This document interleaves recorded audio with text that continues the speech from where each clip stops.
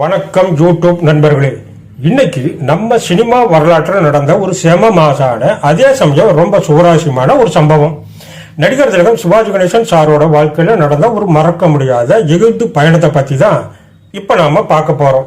அப்போ வீரபாண்டிய கட்டபொம்மன் படம் ரிலீஸ் ஆகி பயங்கரமான ஹிட். ஒரு நாள் தயாரிப்பாளர் PR பந்துலு கிட்ட இருந்து சிவாஜி சாருக்கு ஒரு போன் வருது. போனை எடுத்த உடனே பந்துலு கட்டபொம்மன் படத்தை டெல்லியில இருந்து கேக்குறாங்க. கணேசன் கெய்ரோவுக்கு அனுப்பணுமா, அனுப்பி வைக்கட்டுமா அப்படின்னு கேட்கிறார். சிவாஜி சாரும் விவரமெல்லாம் கேட்டுட்டு அனுப்பி வைங்க சார் அப்படின்னு சொல்லிடுறாரு. இது நடந்த சில நாட்களிலேயே எகிப்துல இருக்கிற கெய்ரோ நகரத்துல நடக்கிற ஆசிய ஆப்பிரிக்க பட விழாவில் கலந்துக்க படத்துல நடிச்ச சிவாஜி, தயாரிப்பாளர் மற்றும் டைரக்டரான பந்துலு, அப்புறம் பப்பி, ராகினி, அன்பா அழைக்கப்படுகிற நடிகைகள் பத்மினி, ராகினி எல்லாருக்கும் இந்திய அரசாங்கமே அதிகாரப்பூர்வமா அழைக்குது. ஆனா சிவாஜி சாரோட மனசுல மட்டும் கெய்ரோவுக்கு போகணும் அப்படிங்கிற எண்ணமே வரல. இதுக்கு முன்னாடியே அமெரிக்காவுக்கு வரபடி சிவாஜி சாருக்கு ஒரு அழைப்பு வந்திருக்கு. ஆனா அவங்க அம்மாவோட உடல்நிலை சரியில்லாததால அவரால் அந்த அழைப்பை ஏத்துக்க முடியாம போயிருச்சு. இப்போ கெய்ரோவுக்கு வரும்படி இந்திய சர்க்கார் குறிப்பிட்டப்பவும் அவரோட மனசு ஊஞ்சல் ஆடிட்டே தான் இருந்திருக்கு.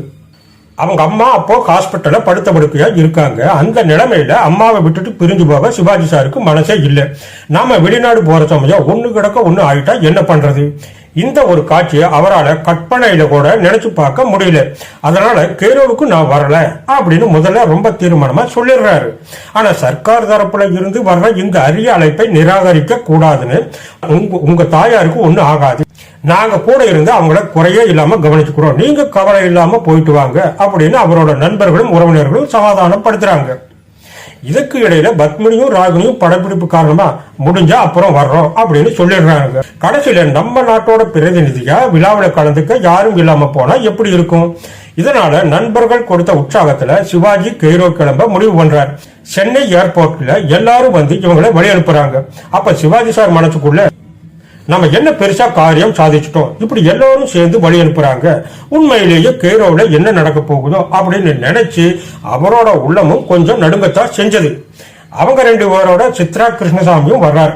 அவரோட வரவு இவங்களுக்கு ரொம்ப உதவியா இருந்துச்சு. முதல்ல பம்பாய்க்கு போய் அங்கிருந்து கெய்ரோவுக்கு பிளைட் ஏறுறாங்க. பம்பாயில இருந்து செக்கோஸ்லோவாக்கியா நாட்டு விமானம் இவங்களை சுமந்து விட்டு போய் வெறும் 3 மணி நேரத்துல நைல் நதி நாட்டின் தலைநகரமான கெய்ரோவுல கொண்டு போய் விட்டுடுது. மேற்கு நோக்கி பயணம் செய்ய செய்ய கால நேரம் பின்னோக்கி செல்லும் அப்படிங்கிறது உலக நியதி. அதுக்கு ஏற்ற மாதிரி நம்ம கை கடிகாரத்தோட நேரத்தை குறைச்சுக்கிட்டே வரணும். இவங்க கெய்ரோல இறங்குறதுக்கு முன்னாலேயே அந்த நாட்டோட நேரத்துக்கு ஏற்ற மாதிரி கடிகார மட்களை மாத்தி வச்சுக்கிட்டாங்க. ஏர்போர்ட்ல இறங்கின உடனே அங்க ஆசிய ஆப்பிரிக்க படவிழாவை நடத்துறதுக்காக வந்திருந்த முக்கியஸ்தர்கள் எல்லோரும் இவங்களை பயங்கர உத்வேகத்தோட வரவேற்கிறாங்க. கெய்ரோல நடக்க இருந்த இந்த விழாவுக்காக ஐக்கிய அரபு குடியரசு அரசாங்கம் விழாவில் கலந்துக்க பல நாடுகளில் இருந்து வந்திருந்த ஒவ்வொருத்தருக்கும் சிறப்பான வசதிகள் செஞ்சு தரப்பட்டிருந்தது. நம்ம ஆளுகளுக்குன்னு தனியா ஒரு காரும் கூடவே இருந்து உதவி செய்யறதுக்கும் பேசி வழிகாட்டுறதுக்கும் 2 லேடி செக்ரட்டரிகளை நியமிச்சிருந்தாங்க. நைல் நதிக்கரையோட ஓரத்துல ரொம்ப அழகான சூழ்நிலையில அமைஞ்சிருந்தது கெய்ரோவோட புகழ்பெற்ற ஹோட்டலான செமிராமிஸ். அந்த ஹோட்டல்ல தான் இவங்க தங்கியிருந்தாங்க. அது பல மாடிகளை கொண்ட ஒரு பிரம்மாண்டமான கட்டிடம். இவங்க ஒவ்வொரு நாளும் வெளியே போறப்பெல்லாம் அந்த செக்ரட்டரியும் கூடவே வருவாங்க. இவங்களைப் போலவே சீனா, ஜப்பான், இந்தோனேசியா, தாஸ்கன்னு பல நாடுகளில் இருந்து வந்திருந்த எல்லாருக்குமே இதே மாதிரி சிறப்பான வசதிகளை செஞ்சு கொடுத்திருந்தாங்க. எகிப்து நாட்டில பார்க்க வேண்டிய முக்கிய இடங்கள் எல்லாத்துக்கும் கூட்டிட்டு போய் காட்டுறதுக்கும் அவங்களே ஏற்பாடு செஞ்சிருந்தாங்க. ஆனா நகரத்தை விட்டு கொஞ்சம் உள்நோக்கி பயணம் செஞ்சா ஒரே பாலைவனம் தான். கெய்ரோல போய் இறங்கின உடனே அங்க நம்ம இந்திய தூதரா பணியாற்றி வந்த உயர்திரு RK நேரு அவர்கள் இவங்களை பசையா பிடிச்சுக்கிறார். நம்ம நாட்டில இருக்கிற உங்களுக்கு தேசாபிமானமே கிடையாது, இங்க பாருங்க மற்ற நாட்டில இருந்து எத்தனை நடிகர்கள் வந்திருக்காங்க, நம்ம நாட்டில இருந்து நடிகர்கள் யாருமே வரல, இதெல்லாம் நமக்கு எப்படி பெருமைப்படும் விஷயமா இருக்கும் அப்படின்னு சொல்லம்புகளா எரிய ஆரம்பிச்சிட்டார். அவர் சொன்னதெல்லாம் கேட்டுட்டு பத்மினி, ராகினி 2 பேரும் ஏன் வர முடியல அப்படிங்கிற காரணத்தை சிவாஜி சார் எடுத்து சொல்றார். ஆனா நேரு அவர்கள் சமாதானம் ஆகல. அவங்க மேல இருந்த அன்பு கோபம் அவருக்கு குறையவே இல்லை. அதனால இதையெல்லாம் விலக்கி சொல்லி அவங்களை உடனே புறப்பட்டு வரும்படி இவங்க மெசேஜ் பண்றாங்க. அவங்களும் எவ்வளவு சீக்கிரம் வர முடியுமோ அவ்வளவு சீக்கிரம் வர்றதா ப்ராமிஸ் பண்றாங்க. திரு நேருவும் பர்சனலா இதை அவங்களுக்கு குறிப்பிட்டு இருந்தார். அதோட நேரு இன்னொரு கண்டிஷனும் போட்டார். நீங்க நம்ம தேசிய உடைய அணிய வேண்டும் அப்படின்னு சொன்னார். அது என்ன சார் எங்களுக்கு தெரியாது அப்படின்னு இவங்க சொல்ல, அதாவது நம்ம பிரதமர் நேருஜி அணிகிறாரே அதே போல உடையை அணிந்து கொள்ளுங்கள், அப்பதான் விழாவுக்கு வந்திருக்கும், நாம இந்தியாவை சேர்ந்தவங்க அப்படின்னு மற்றவங்களுக்கு தெரிஞ்சுக்க சுலபமா இருக்கும் அப்படின்னு சொல்றார். அவரோட அன்பு கட்டளையை இவங்களால தட்ட முடியல. இப்ப அவங்க கலந்துகிட்ட அந்த ஆசிய ஆப்பிரிக்க பட விழாவை பத்தி கொஞ்சம் விவரமா பார்க்கலாம். ஈரோடு நடந்த இந்த விழா இரண்டாவது விழா. முதலாவது விழா 1958 ரஷ்யாவில் இருக்கிற ஆசிய பிரதேசமான தாஸ்கண்ட்ல நடந்துச்சு. 2 வருஷத்துக்கு ஒரு முறை நடக்கிற இந்த பட விழாவை அடுத்தபடியா 1961 நம்ம நாட்டுல புது டெல்லியில நடத்தலாம் அப்படின்னு அப்பதான் அவங்க முடிவு பண்றாங்க. இந்த போட்டியில முழுநீள படங்களுக்கு மொத்தம் 4 பரிசுகள், அதாவது ஆஸ்கர்கள் ஏற்படுத்தப்பட்டிருந்தன. சிறந்த படம், சிறந்த நடிகர், சிறந்த நடிகை, சிறந்த டைரக்டர். இது தவிர ஜட்ஜால் தேர்ந்தெடுக்கப்படும் ஏதேனும் ஒரு சிறப்பான துறைக்கு பாட்டு, நடனம், கலைத்துறை மாதிரி ஒரு பரிசு, மொத்தம் 5 பரிசுகள் கொடுக்கறாங்க. டாக்குமெண்ட்ருக்கு தனியா ஒரு பரிசு உண்டு. சிறந்த படங்களை தேர்ந்தெடுக்க பல நீதிபதிகள் கொண்ட ஒரு குழு அமைக்கப்பட்டு இருந்துச்சு. விழாவில் கலந்துக்கிற ஒவ்வொரு நாட்டில இருந்தும் படத்துறை பிரமுகர் ஒருத்தர் இதுல ஜட்ஜா இருப்பாங்க. இவங்களால தேர்ந்தெடுக்கப்படுகிற முழுநீள படத்துக்கும் ஆவண படத்துக்கும் தங்கத்தால செய்யப்பட்ட கழுகு சின்னம் பொறிக்கப்பட்ட ஆஸ்கர் விருதுகளும், நடிகர் நடிகை டைரக்டர்களுக்கு வெள்ளியில் ஆன ஆஸ்கர் விருதுகளும் கொடுக்கப்படுது. அரபு குடியரசோட சின்னமான கழுகு இருக்கிறதாலதான் ஆஸ்கர் கழுகு பொறிக்கப்பட்டிருக்கு. 1961 நம்ம இந்தியாவில் நடக்க போற விழாவில் கொடுக்கிற ஆஸ்கர்ல அசோகர் சின்னம் பொறிக்கப்பட்டாலும் படலாம் அப்படின்னு சிவாஜி சார் நினைக்கிறார். அதாவது எந்தெந்த நாட்டில் விழா நடக்குதோ அந்தந்த நாட்டோட அரசியல் சின்னத்தையே ஆஸ்கர்ல பதிச்சு தர்றாங்க. நம்ம நாட்டில் இருந்து பிரபல வட இந்திய டைரக்டர் பீமல் ராய் இந்த ஜட்ஜஸ் குழுவில் நியமிக்கப்பட்டிருந்தார். குறிப்பா அரபு சர்க்கார் இந்த விழாவுக்கு ஏற்பாடு செஞ்சிருந்ததால அவங்க நாட்டை சேர்ந்தவங்க இந்த தேர்வு குழுவில் அதிக எண்ணிக்கையில இருந்தாங்க. இந்த விழா நடந்த ரிவோலி தியேட்டர் மிகப்பெரியது. சுமார் 2500 பேர் வசதியா உட்கார்ந்து பார்க்கிற அளவுக்கு கட்டப்பட்டிருக்கு. கெய்ரோவில் இருக்கிற தியேட்டர்கள் எல்லாமே ரொம்ப வசதியா தான் இருக்கு. அரபு சர்க்காரோட கலாச்சார மந்திரியான உயர் திரு சர்விதே ஓகாசோ அவர்கள் விழாவை ஆரம்பிச்சு வைக்கிறார். விழாவோட முக்கியத்துவத்தை பத்தி பேசுறப்போ திரைப்படங்கள் மூலமாக கலாச்சார பிணைப்பை பலப்படுத்த முடியும்னு சொல்றார். சோவியத் யூனியன், அரபு நாடு, இந்தியா இந்த 3 நாட்டோட ஆவணப்படங்கள் முதல் நாள்ல திரையிடப்படுது. இதுக்கப்புறம் 2 நாள் கேப் விட்டு சரியாக 10 நாட்கள் வரைக்கும் விழா நடக்குது. ஒவ்வொரு நாளும் 4 ஷோக்கள் நடக்குது. ஒரு முழுநீள படம், ஒரு ஆவணப்படம்னு காட்டுறாங்க. காலையில 10:30 மணிக்கு ஆரம்பமாகிற முதல் காட்சி நள்ளிரவு வரைக்கும் நடக்குது. ஒவ்வொரு நாளும் ஏகப்பட்ட மக்கள் இந்த படங்களை பார்க்க கூடியிருந்தாங்க. 2 நாள் கேப்புக்கு அப்புறம் விழா மீண்டும் ஆரம்பிச்ச முதல் நாளே கட்டபொம்மன் படம் திரையிடப்படுது. இது நம்ம ஆளுகளுக்கு ஒரு சின்ன அதிர்ச்சியை கொடுக்குது. ஏன்னா கட்டபொம்மன் முதல் நாளே திரையிடப்படும்னு அவங்க எதிர்பார்க்கல. விழாவில் காட்டப்பட்ட படங்கள்ல அரபு, பிரெஞ்சு மொழிகள விளக்கம், சப்டைட்டில்ஸ் கொடுத்திருந்தாங்க.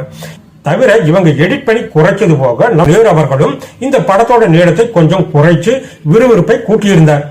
சினிமாங்கிறது உலகத்தோட பொதுமொழி அப்படின்னு ஒரு பெரிய ஆங்கில விமர்சகர் சொல்லியிருந்தார்.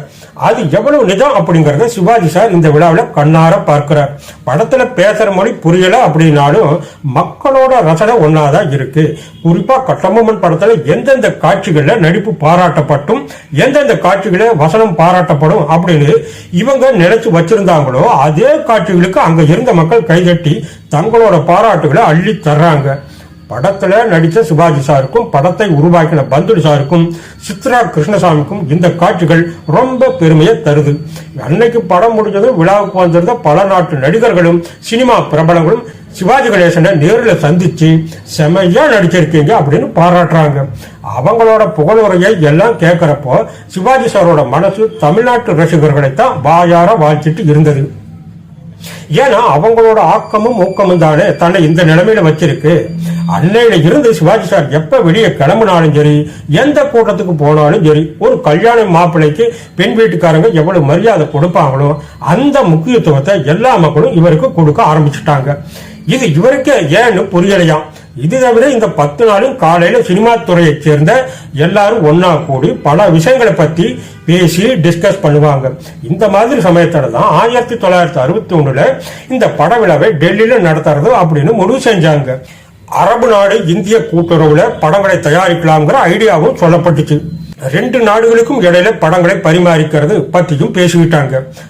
படவிழா விவாத கூட்டங்கள் போக மீதி டைம்ல கெய்ரோவை சுற்றியுள்ள முக்கியமான இடங்களுக்கு போயிட்டு வர்றாங்க. அப்படி பார்த்ததுல சிவாஜி சாரோட நெஞ்சை விட்டு நீங்காம இருக்கிறது எகிப்து மியூசியமும் பிரமிடு கல்லறைகளும் தான். பிரமிடு அப்படிங்கிற இந்த கல்லறைகள் ஒரு சதுரமான அடித்தளத்தில் ஆரம்பிச்சு மேல போக போக குறுகிக்கிட்டே வந்து ஒரு ஊசி முனை மாதிரி முடியுது. இது கட்டப்பட்டிருக்கக்கூடிய விதம் மயிர் பூச்செறிய வைக்குது. 6 அடி நீளம், 4 அடி அகலம், 4 அடி உயரம் கொண்ட பெரிய செங்கற்களை வச்சு எந்த விதமான சிமெண்ட்டும் இல்லாம கட்டியிருக்காங்க. இந்த மகத்தான சாதனை பார்த்து இன்னைக்கு இருக்கிற பெரிய என்ஜினியர்களே ரொம்ப வியந்து பார்க்கறாங்க. இதெல்லாம் சுமார் 4000 வருஷங்களுக்கு முன்னாலேயே கட்டப்பட்டதுன்னு தெரியறப்போ அந்த காலத்திலேயே எகிப்து மக்கள் எவ்வளவு நாகரிகமா இருந்திருக்காங்கன்னு புரியுது. நம்ம ஆச்சரியமும் பல மடங்கு அதிகமாகுது. இதோட பக்கத்திலேயே ஸ்பிங்ஸ் எனப்படும் ஒரு பெரிய மனிதரோட தலையும் சிம்ம உடலும் கொண்ட சிலையும் இருக்கு. பாலைவனத்துல வீசுற ஓயாத மண் காத்தால இது தேஞ்சு சிதைஞ்சு காணப்பட்டாலும் அன்றைய கலைத்திறனை நமக்கு எடுத்துக்காட்டுது. இந்த கல்லறைகள் எகிப்து ராஜாக்கள் உடம்பின் மீது கட்டப்படுகிற சமாதிகள். அவங்க பிணத்தோட அவங்க பயன்படுத்தின பொருட்கள், நகைகள் எல்லாத்தையும் சேர்த்து புதைச்சிடுவாங்க. இப்படி செய்யறதால அடுத்த பிறவில இதைவிட இன்னும் சிறப்பா வாழ்வாங்க அப்படிங்கிறது அவங்களோட நம்பிக்கை. இந்த மாதிரி கல்லறையில பதப்படுத்தப்பட்ட பிணத்தை மம்மிஸ் என்று கூப்பிடுறாங்க. அதை மியூசியத்துல எடுத்து வச்சிருக்காங்க. அதையும் இவங்க போய் பாக்குறாங்க. இவங்களோட இன்னும் பல அற்புதங்களை சிவாஜி சார் தான் தங்கி இருந்த ஒரு 15 நாள் கால அவகாசத்துல பாக்குறார். கெய்ரோவுக்கு போன இவங்க பத்மினி, ராகினி 2 பேரோட வருகையும் எதிர்பார்த்து காத்துட்டு இருக்காங்க. அவங்க வந்தா ஒன்னா சேர்ந்து ஊரை சுத்தி பார்க்கலாம்னு பிளான் வச்சிருந்தாங்க. அதனால விழா டைம் போக மற்ற நேரத்துல இவங்க அதிகமா வெளியே போகல. ஆனா அதுதான் இவங்களை ஒரு பெரிய ஏமாற்றத்துல கொண்டு போய் விட்டுடுச்சு. பத்மினியும் ராகினியும் கிளம்பிட்டாங்க அப்படிங்கிற அந்த செய்தி வந்த உடனே இவங்க ரொம்ப ஹாப்பி ஆகிட்டாங்க. அவங்க கெய்ரோவுக்கு வந்த அன்னைக்கு ராகினியும் அவங்க அம்மாவும் மட்டும் இவங்க தங்கி இருந்த இடத்துக்கு வர்றாங்க. பத்மினி குவாரண்டைன்ல வைக்கப்பட்டு இருக்காங்க அப்படிங்கிற அந்த நியூஸ அவங்க உடனே சொல்லல. அதனால பத்மினி விளையாட்டுக்காக எங்கேயோ ஒளிஞ்சிருக்காங்க அப்படின்னு நினைச்சு சிவாஜி சார் பப்பி பப்பி அப்படின்னு கூப்பிடுறார். உள்ள வா அப்படின்னு கத்துறார். உள்ள வர்றதுக்கு அங்க பத்மினி இருந்தாதானே. அப்புறம் விவரம் கேட்ட உடனே இவங்க பதறி போயிடுறாங்க. உடனே போய் பத்மினியை ரிலீஸ் பண்றதுக்கு ஏற்பாடு செய்யற அப்படின்னு சிவாஜி சார் எந்திரிக்க ராகினி தடுத்துறாங்க. வேண்டாம், நாங்க எவ்வளவோ ட்ரை பண்ண முடியுமோ அவ்வளவோ ட்ரை பண்ணிட்டோம், அவங்க சட்டம் இடம் கொடுக்கல அப்படின்னு சொல்லிட்டாங்க அப்படின்னு சொல்றாங்க. சிவாஜி சாருக்கும் பந்தில் சாருக்கும் இதை கேட்க உண்மையிலேயே ரொம்ப வருத்தமாகவும் வேதனையாகவும் இருந்துச்சு. இவங்க மட்டும் இல்ல, கெய்ரோவோட முதன்மை அதிகாரிகள், இந்திய தூதரகத்தை சேர்ந்தவங்க எல்லோரும் இந்த இன்சிடென்ட்டை கேட்டு மனசு புழுங்குறாங்க. விழாவை ஏற்பாடு செஞ்சிருந்த அரபு சர்க்கார் அதிகாரிகள் இன்னும் பல பேர் பப்பிய நேரில் விசாரிச்சு பூங்கொத்துகளை கொடுத்து தங்களோட வருத்தத்தை தெரிவிச்சுக்கிறாங்க. சிவாஜி சாரும் பப்பிய நேரில் நலம் விசாரிக்கிறார். அவங்க கண்ணுல தண்ணியே வந்துடுச்சு. விடைபெற்று கிளம்பும் போது பப்பி சிவாஜி சாரை கூப்பிடுறாங்க. பக்கத்துல இருந்த ஒரு ரோஜா செடியில இருந்து ஒரு பெரிய ரோஜாவை பறிச்சு சிவாஜி சாரோட கோட்ல செருகி வைக்கிறாங்க. இதோட நீங்க விழாவுக்கு போங்க, அழகா இருக்குன்னு சொல்றாங்க. அன்னையில இருந்து சிவாஜி சார் எங்க போனாலும் கோட்ல ஒரு பூவை செருகிற வழக்கம் வந்துடுச்சு. இந்தியாவுக்கு வந்த அப்புறமும் அவர் இந்த வழக்கத்தை விடவே இல்லை. ஒவ்வொரு முறையும் சிவாஜி சார் அவங்கள பார்க்க போயிட்டு விடைபெறும் போது அவங்க அந்த முள்வேலிக்கு அப்பால இருந்து போயிட்டு வாங்க அப்படின்னு புன்னகையோடு விடை கொடுக்கும் போது இவங்க மனசை ஏதோ பிடிந்தெடுக்கிற மாதிரி இருக்குமா. அது மட்டும் இல்லாம அவங்க கூட வந்த ராகினி மட்டும் வெளியே வர்றப்ப பப்பி அங்க தனியா நிக்க நேர்ந்ததை நினைச்சு யாருதான் சந்தோஷப்பட முடியும். ராகினின்னு சொன்ன உடனே பல விஷயங்கள் நினைவுக்கு வருது. பப்பியும் ராகினியும் பார்க்கறதுக்கு சற்றேறக்குறைய ஒரே மாதிரி இருந்ததால அங்க இருக்கிற அதிகாரிகளுக்கு இவங்க 2 பேர்ல யார் குவாரண்டைன்ல இருக்கிறதுன்னு கண்டுபிடிக்க சில நிமிஷங்கள் ஆகுமா. நல்லா உத்து பார்த்துட்டு தான் வெளியே போக அலோவ் பண்ணுவாங்க. ஆனா இதுக்கும் அவங்க ஒரு வழியை கண்டுபிடிச்சிருந்தாங்க. பப்பியை விட ராகினி கொஞ்சம் ஹைட்டானவங்க, அதனால உயரமான பெண்தானே வெளியே விட்டுடலாம் அப்படின்னு சொல்லிடுவாங்க. நமக்குள்ள இருக்கிற இந்த உருவ ஒற்றுமையை பயன்படுத்திக்கிட்டு நான் இங்க இருக்கேன், நீ வேணும்னா ஒரு நாள் என் ட்ரெஸ்ஸை போட்டுக்கிட்டு வெளியே போயிட்டு வா அப்படின்னு ராகினி பத்மினிக்கு ஐடியா கொடுக்கறாங்க. அதுக்கு பப்பி ஏன் குவாரண்டைன்ல இருந்தது பத்தாதா, கெய்ரோவில ஜெயில் தண்டனையும் அனுபவிக்க சொல்றியா அப்படின்னு கேக்குறாங்க. செம பதில் இல்ல. கெய்ரோவுக்கு வந்த முதல் நாள் ராகினி சிவாஜி சாரோட ஒரு பார்ட்டிக்கு வர்றாங்க. மகாதா என்ற எகிப்தோட பாப்புலர் நடிகை இவங்களுக்கு இந்த விருந்தை கொடுத்தாங்க. அவங்க இந்த விழாவில் கலந்துகிட்ட லைலா மஜ்னுங்கிற அரபி படத்துல லைலாவா நடிச்சிருந்தவங்க. தவிர இந்தியாவில் தயாராக போகிற பீமல் ராயோட உமர் கய்யாம் படத்துல இந்தி நடிகர் பாரத் பூஷனோட அவங்க நடிக்க போறாங்க. மகாதாவோட விருந்துல இவங்க கெய்ரோ டான்ஸுகளை பாக்குறாங்க. விருந்து நடக்கிறப்பவே டான்ஸ் ஆடுறவங்க ஒவ்வொருத்தரோட டேபிளுக்கு முன்னாலேயும் வந்து ஆடுறாங்க. சிவாஜி சார் பக்கத்துல அவங்க வந்து ஆடுறப்போ இவங்க கண்ணை மூடிக்கு வரோம். ஆடை பஞ்சம் அதுல இருந்ததுதான் காரணம். இதுக்கு அடுத்த நாள் கெய்ரோவோட பட தயாரிப்பாளரும் நடிகையுமான பதீம் ஹமாமா கொடுத்த விருந்துல கலந்துக்கிறார். மறுநாள் வியட்நாம் தேசத்தார்கள் கொடுத்த விருந்துல கலந்துக்கிறாங்க. விருந்து முடிஞ்சு வீட்டுக்கு திரும்புறப்ப எல்லாரோட மனசுலையும் மறுநாள் எப்ப விடியும் தான் இருந்துச்சான். ஏன்னா அன்னைக்கு தான் பத்மினிக்கு குவாரண்டைன்ல இருந்து விடுதலை கிடைக்க போகுது. அன்னைக்கு சாயங்காலம் சோவியத் கோஷ்டினர் கொடுத்த விருந்துக்கு இவங்க போறாங்க. பத்மினி முதலா கலந்துகிட்ட விருந்தும் இதுதான். விருதுல பத்மினி ராகினி 2 பேரையும் ஒரே நேரத்தில் பார்த்த பல பேருக்கு ஆச்சரியம் தாங்கல. ஒரே மாதிரி ட்ரெஸ், ஒரே மாதிரி நகைகள் போட்டிருந்த அவங்களை தனித்தனியா பார்த்துட்டு அப்புறம் ஒன்னா பாக்கும்போது எல்லோரும் கன்ஃபியூஸ் ஆயிட்டாங்க. கெய்ரோவுக்கு போன சிவாஜி சார் ஐக்கிய அரபு குடியரசோட தலைவரான திரு நாசர் அவர்களை நேரில் சந்திச்சு தான் கொண்டு போயிருந்த திருக்குறளை அவருக்கு பரிசா கொடுக்கணும்னு மனக்கோட்டை கட்டியிருந்தார். ஆனா இவங்க போன சமயம் திரு நாசர் அவர்கள் கெய்ரோவுல இல்லை. அதனால அவர் நினைச்சது நடக்காம போயிடுச்சு. ஆனா அதுவும் ஒரு வகையில நல்லதுக்கு தான் அப்படின்னு சிவாஜி சார் சொல்றார். ஏன்னா அதுக்கப்புறம் திரு நாசர் இந்தியாவுக்கு வந்திருந்தப்போ நம்ம கலைஞர்கள் எல்லாரையும் கூப்பிட்டு அவங்க முன்னிலையில நம்ம தமிழ் முறையான திருக்குறளை அவருக்கு கொடுக்கிற ஒரு பாக்கியம் கிடைச்சது இல்லையா? சிவாஜி சார் கெய்ரோவில் இருந்து கிளம்புற அன்னைக்கு தான் ஆசிய ஆப்பிரிக்க பட விழாவோட கடைசி நாள். அன்னைக்கு தான் சிறந்த படம், டைரக்டர், நடிகர், நடிகைகளுக்கான அவார்டு கொடுக்கிற நாள். விழா நடந்த ரிவோலி தியேட்டரோட ஸ்டேஜ்ல விழாவுக்காக வந்திருந்த எல்லா நாட்டு பிரதிநிதிகளையும் கலைஞர்களையும் உட்கார வச்சிருக்காங்க. முதல்ல சிறந்த செய்தி படம்னு டாக்குமெண்ட்ரி நம்ம நாட்டில இருந்து போன தாஜ்மஹால் படத்தை அனௌன்ஸ் பண்றாங்க. அடுத்து சிறந்த முழுநீள படம்னு சோவியத் குடியரசோட சாமர்கண்டு இளவரசன் படத்தை அறிவிக்கிறாங்க. மூணாவதா தங்கமலர் அப்படிங்கிற சீன படத்துல நடிச்ச மெயின் நடிகையை சொல்றாங்க. நாலாவதா சிறந்த நடிகர் சிவாஜி கணேசன் அப்படின்னு அனௌன்ஸ் பண்றாங்க. சிவாஜி சாருக்கு முதல்ல இதை நம்பவே முடியல. பக்கத்துல இருந்த பத்மினி இவங்க கைய நல்லா கிள்ளி உங்களை தான் கூப்பிடுறாங்க, போய் பரிசை வாங்கிட்டு வாங்க அப்படின்னு சொன்னதுக்கு அப்புறம் தான் அவருக்கு சுய நினைவே வருது. அப்புறம் மேடைக்கு போய் அந்த பெருமைக்குரிய ஆஸ்கர் பரிசை வாங்கிட்டு வர்றார்.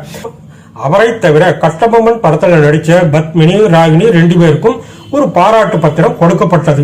இது தவிர விழாவில் இருக்கிற ஜட்ஜஸ் எதை ஸ்பெஷலா நினைக்கிறாங்களோ அதுக்கு ஒரு ஆஸ்கர் அவார்டு உண்டு. அந்த அடிப்படையில கட்டபொம்மன் படத்தோட மியூசிக் சூப்பரா இருக்குன்னு பாராட்டி அதோட மியூசிக் டைரக்டர் ஜி ராமநாதனுக்கு ஆஸ்கர் விருது கொடுத்தாங்க. அவர் சார்பா பத்மினி அதை வாங்கிட்டாங்க. அன்னைக்கு நைட் இவங்களுக்கு இந்திய தூதரகத்துல ஒரு பார்ட்டி ஏற்பாடு செய்யப்பட்டு இருந்துச்சு. அதை தொடர்ந்து மீனா ஹவுஸ் ஹோட்டல்ல ஒரு டான்ஸ் ப்ரோக்ராமும் ஏற்பாடு செய்யப்பட்டு இருந்துச்சு. சிவாஜி சார் அதுக்கு மேல அங்க தங்க முடியாத சூழ்நிலை இருந்ததால அன்னைக்கு நைட்டு இந்தியா திரும்ப வந்துடுவும் முடிவு பண்ணியிருந்தார்.